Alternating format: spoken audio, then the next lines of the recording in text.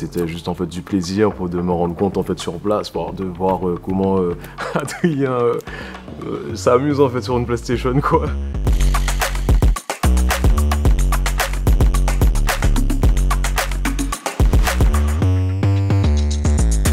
Motion Masters. Hello à tous, bienvenue dans Motion Masters, le podcast d'Alpha Studio.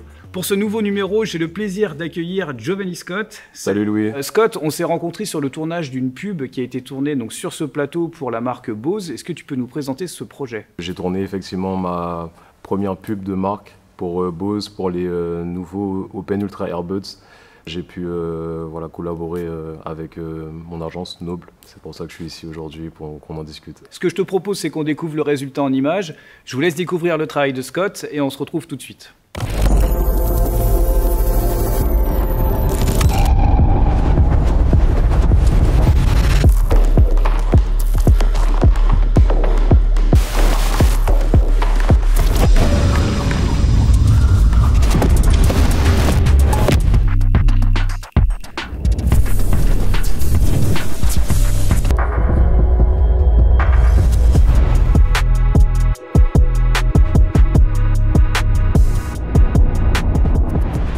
Scott, bravo pour ces 2 spots, c'est une réalisation incroyable, donc franchement félicitations encore une fois. Merci beaucoup. Est-ce que tu peux nous parler un petit peu déjà de la genèse de ce projet ? Donc cette collaboration, parce que c'est vraiment une collaboration, donc c'est Bose X Noble, donc l'agence Noble dont je suis directeur artistique et réalisateur. C'est une agence de création 360 dans la musique, l'audiovisuel et dans la promotion. Donc nous avons un brand studio où nous collaborons et nous créons en fait des projets et des concepts pour des projets de marque. Et nous développons également nos 2 artistes phares qui sont Kaima et Afa. On a été approché par Bose et on a pu proposer en fait toute une création pour présenter les nouvelles Open Ultra Earbuds. Et franchement, j'ai pu moi m'exprimer et également pousser ma créativité. C'était la première fois pour moi en fait d'utiliser cet instrument qui m'a amené à pouvoir à créer en fait de façon plus libre. J'avais du budget en fait, donc c'était l'occasion pour moi en fait de pousser ma créativité, d'utiliser en fait des instruments que j'avais déjà vus et que j'avais pas encore eu l'opportunité en fait de pouvoir travailler avec. Donc là c'était l'opportunité rêvée. Je me suis dit voilà, en plus c'est un objet du quotidien, c'est un petit objet, c'est pas quelque chose qu'on peut vraiment mettre en avant au-delà de mouvements et de situations et de conditions. Donc c'est pour ça en fait qu'on a ramené un peu cet ADN de plusieurs mouvements de vie et de plusieurs formes d'utilisation, effectivement le sport, la cuisine, la lecture ou une session studio. Et le robot permet en fait vraiment de lier en fait plusieurs styles d'événements, plusieurs styles de situations. Donc en fait en vrai c'était que du plaisir en fait de pouvoir utiliser la motion control quoi. Comment tu as intégré le robot dans ta façon de réaliser ? Tu avais déjà vraiment tous les mouvements en tête ou tu as aussi construit des choses sur place par rapport à ce qui se passait dans la réalité, on va dire ? Ça, c'est une très très bonne question parce qu'en fait, quand on n'a jamais utilisé en fait, ce type de prise de vue, on ne se rend pas compte. Il faut vraiment être là, sur place, pour comprendre réellement comment l'outil fonctionne. Donc effectivement, moi j'avais des références de mouvements. Bien sûr, je me référence dans le type de mouvement, j'essaie de comprendre la faisabilité des choses par rapport à la motion control. Mais je suis venu, je pense, avec 50% de l'information et de ce que je voulais. Et mes chers amis Adrien et Louis m'ont complémenté les autres 50%. Pour vraiment condenser en fait mon information et la rendre en fait faisable en fait tout simplement la rendre faisable et plus simple pour moi en fait pour pouvoir en fait même sur le plateau pouvoir continuer à créer. Okay. Dire, ah ok, donc ce type de mouvement peut être fait comme ça, ben je peux intégrer ça tout de suite en fait à mon prochain plan parce que j'avais pas encore analysé ça comme ça. Et finalement c'est juste en fait il y a une forme d'improvisation. Mais il faut quand même avoir déjà amené un maximum d'informations pour pouvoir se nourrir en fait. Mais tu as pu expérimenter des choses sur place, tu as eu cette latitude ? Totalement en fait, j'ai pu expérimenter. Bon, on était sur place, même vous m'avez un peu guidé à me dire, ok, ce mouvement-là, tu pourrais le faire comme ça, par rapport à ce que tu souhaites. Et c'était juste en fait du plaisir de me rendre compte en fait sur place, de voir comment Adrien s'amuse en fait sur une PlayStation, quoi. En fait, c'est une dinguerie, quoi. C'est juste, c'est un plaisir, c'est un vrai plaisir. On va décortiquer maintenant, si tu le veux bien, certaines scènes et les techniques qui se cachent dans ces scènes. Je pense notamment à tout ce qui est démultiplication de personnages. Comment vous êtes servi du motion control justement pour faire cet effet de démultiplication en post-prod? Donc ça a été fait en post-production chez la Maison Pomme, avec qui j'ai pu collaborer. Cet effet revient en fait à pouvoir démultiplier une action. Donc en fait, par exemple comme Kaima ou Afa, où on voit qu'il y en a au moins 5 qui font des actions différentes. Donc on a tourné les scènes plusieurs fois sur fond vert, et en post-production, en VFX, on a pu en fait les composer, en fait les détourer, les imbriquer ensemble et pouvoir en fait créer en fait un tableau, juste un seul tableau, quoi. D'ailleurs, tu parles de tableau. Moi, ce que j'adore dans ce que tu as réalisé, c'est le fait qu'on navigue. Tu vois, chaque spot, c'est un espèce de voyage où on va de scène en scène. Comment ça t'est venu à l'esprit d'écrire ça et comment tu l'as fait techniquement? Ça m'est venu à l'esprit dans l'utilisation, en fait, dans comment j'utiliserais en fait, même moi, les écouteurs, en fait. J'avais tellement d'idées que je me suis dit, oh, ok, ben, j'ai qu'à faire un tableau continu, juste en 20 secondes. Tout le temps en mouvement. Tout le temps en mouvement, qui me permet en fait de pouvoir proposer mes différentes idées sur un seul tableau. Et voilà, l'idée est partie de ça. À partir du moment où j'ai compris qu'on pouvait faire un tableau continu, c'est-à-dire qu'on peut juste démultiplier des scènes à la suite, l'une à la suite des autres.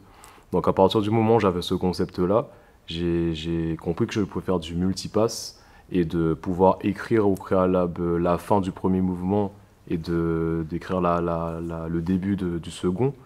Ben, en fait, c'est juste un tableau. Je m'amusais à dessiner en fait mon mouvement. Et voilà, tout autant Afa, je peux la démultiplier. Kaima, il fait du basket. Il y a au moins 6 Kaima avec un ballon de basket. C'était juste un...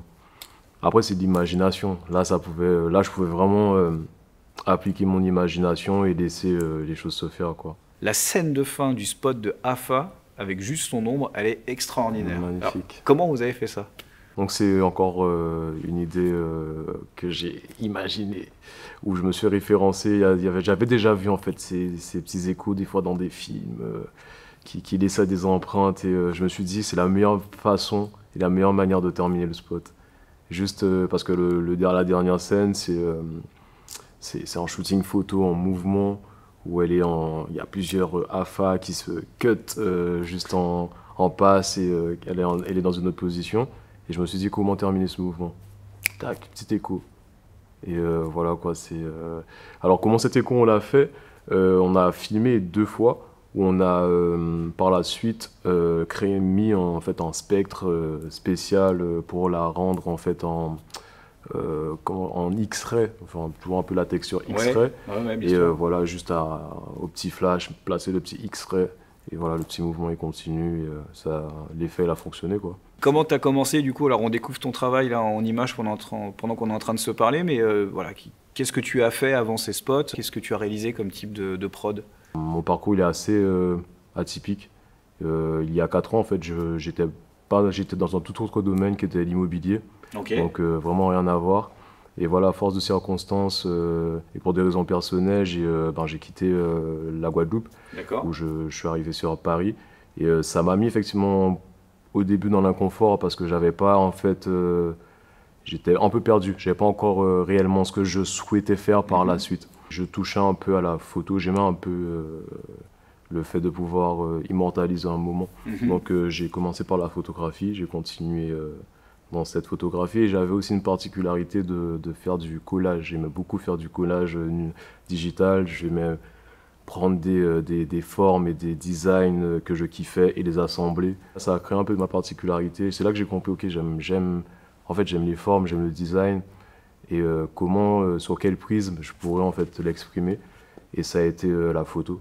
Ça a été du coup la photo par la suite, et après la vidéo, parce que j'ai été touché par la cinématographie, donc tout ce qui était plan fixe. Moi j'aime beaucoup les plans fixes, la composition dans un cadre. Vraiment le travail du cadre. Ouais, aujourd'hui je suis capable de dire que c'est ce que je préfère, au-delà de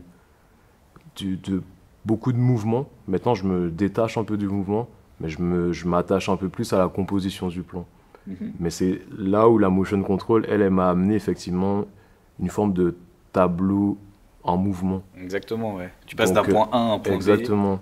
Donc c'est là où j'ai compris, j'ai fait wow, ok, donc ouais, mes possibilités créatives, elles sont démultipliées par contre là. Tu vois le lien avec le nom du podcast Motion Masters? Ouais, je comprends totalement, c'est ouf. Ouais. Donc est-ce que tu aurais pour terminer un conseil à donner aux plus jeunes qui nous regardent, qui ont peut-être envie de faire ce métier, qui vont être inspirés par tes créas qu'on a pu montrer aujourd'hui? Avoir confiance en soi et pouvoir oser, du coup vraiment être acteur de sa propre vie, de s'entourer des bonnes personnes, de pouvoir capter les bonnes énergies aussi et de se faire confiance. Se faire confiance, c'est important. Il n'y a que l'action en fait, il y a aussi ça. Je vais en parler en off avec Adrien. Il y a ces deux concepts, il y a le mouvement et l'action. Donc le mouvement c'est bien de pouvoir penser, de se nourrir d'espérance, mais l'action c'est mieux. Parce que il n'y a qu'en faisant qu'on sait. C'est là où j'ai compris que voilà, c'est le super pouvoir, c'est l'action. Il faut juste faire. C'est comme ça que je pense que ce projet aussi a été réalisé. Même sur ce projet en fait, sur le projet Bose, il y a eu des doutes, pas venant de moi, mais de certaines personnes extérieures qui également impliquées dans le projet, qui doutaient en fait de la faisabilité de ce projet. Donc, et de mes idées finalement, parce que mes idées en fait elles étaient assez ambitieuses en vrai. Bien sûr, c'est un projet hyper ambitieux, je pense. Elles étaient ambitieuses et je pense qu'il y a des membres de l'équipe qui ont un peu douté. Et c'est là où je me suis fait confiance en fait en vrai. Je me suis dit, je vais aller au bout de ce que j'ai pensé, ce que j'ai écrit. Génial. Je vais aller au bout.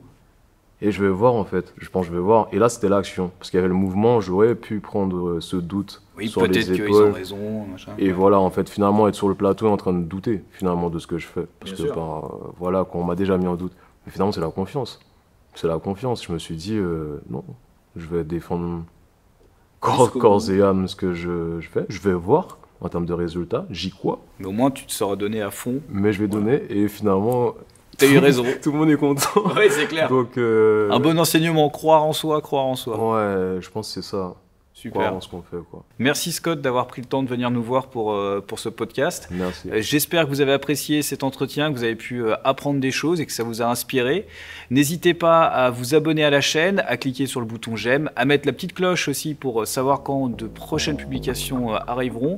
Restez connectés, restez à l'affût. Il y a d'autres super témoignages qui arrivent très prochainement. Donc je vous dis à très bientôt. Merci Scott. Merci frérot.